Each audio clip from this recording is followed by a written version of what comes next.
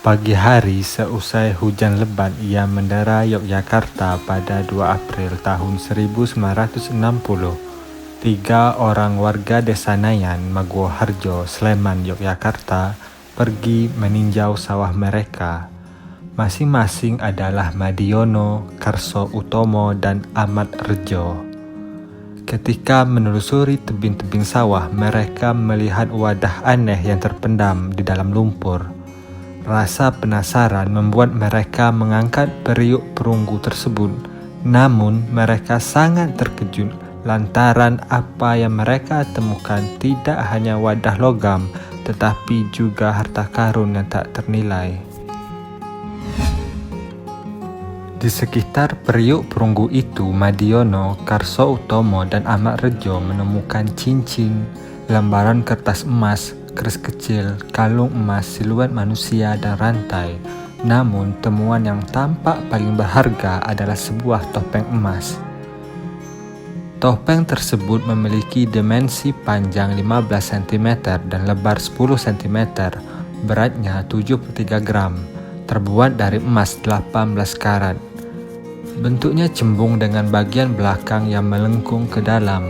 Topeng tersebut menggambarkan wajah berperawakan gemuk, matanya terlihat sipit, hidung membesar, serta mulut tipis dengan ujung bibir yang melengkung ke atas. Wajah yang digambarkan itu juga memiliki kumis, rambut berombak, dan leher berlipat. Sangat jelas bahwa wajah yang terlihat di topeng itu adalah sosok laki-laki. Selanjutnya, topeng emas ini dikenal sebagai topeng emas Nayan sesuai dengan nama lokasi penemuannya. Ketiga warga dusun Nayan itu kemudian melaporkan temuan mereka ke polisi dan Balai Purbakala untuk dilakukan penyelidikan. Beberapa hari kemudian, para arkeolog melakukan penggalian di lokasi temuan. Hasilnya, mereka juga menemukan beberapa lembaran emas berukir, lempeng emas polos, cincin, anting, pecahan talam dan tembikar, serta batu asahan. Semua temuan tersebut disusun seolah-olah membentuk boneka laki-laki. Sukarto Kertoatmojo yang menelitinya menyebut bahwa susunan itu adalah perwujudan Sang Hyang Puspasarira, yakni boneka yang melambangkan seseorang yang telah meninggal. Bahan-bahannya yang terbuat dari emas membuat Kertoatmojo yakin bahwa Sang Hyang Puspasarira itu dibuat bagi raja atau bangsawan. Lebih lanjut, Kertoatmojo menduga bahwa topeng emas Nayan berasal dari masa Majapahit dilihat dari gaya seninya.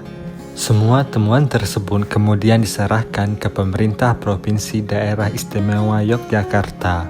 Para penemunya kemudian diberi insentif oleh pemerintah berupa uang antara 24 hingga 30 ribu rupiah ditambah dengan hewan ternak. Selanjutnya, temuan-temuan berharga tersebut disimpan oleh pemerintah di Museum Sono Budoyo Yogyakarta. Pada 11 Agustus tahun 2010 di pagi hari pukul 09.00, petugas Museum Sono Budoyo mendapati ruang koleksi emas sudah porak-poranda. Bagian vitrin jendela terbuka, genteng dan kaca pecah, serta banyak koleksi emas yang sudah hilang. Sehari sebelumnya, Museum Sono Budoyo melaksanakan pagelaran wayang kulit hingga pukul 10 malam, sehingga diduga pencurian tersebut terjadi Selasa malam atau Rabu dini hari di tanggal 11 tersebut. Saat olah TKP dilakukan, pencuri diduga masuk dari pendapa sebelah timur dan masuk ke ruang pamer melalui jendela kecil dengan memecahkan kaca dan merusak teralis besi. Lemari penyimpanan dirusak dengan menggunakan linggis yang ditinggalkan untuk mengambil barang koleksi museum. Hasil penyelidikan mencatat bahwa ada 54 koleksi yang hilang. Semuanya adalah koleksi berbahan emas dari masa Mataram kuno dan Majapahit, termasuk diantaranya adalah topeng emas Nayan yang disimpan di vitrin 9. Ditaksir, sekitar 3 kg koleksi berbahan emas yang diangkut oleh pencuri, ditambah dengan koleksi kecil berbahan perak dan perunggu. Sayangnya, polisi belum mampu memecahkan misteri kasus pencurian ini Dari penyelidikan yang dilakukan, diketahui bahwa alarm dan CCTV museum tidak berfungsi saat pencurian terjadi. Di samping itu, pihak kepolisian tidak menemukan satu pun sidik jari di lokasi kejadian.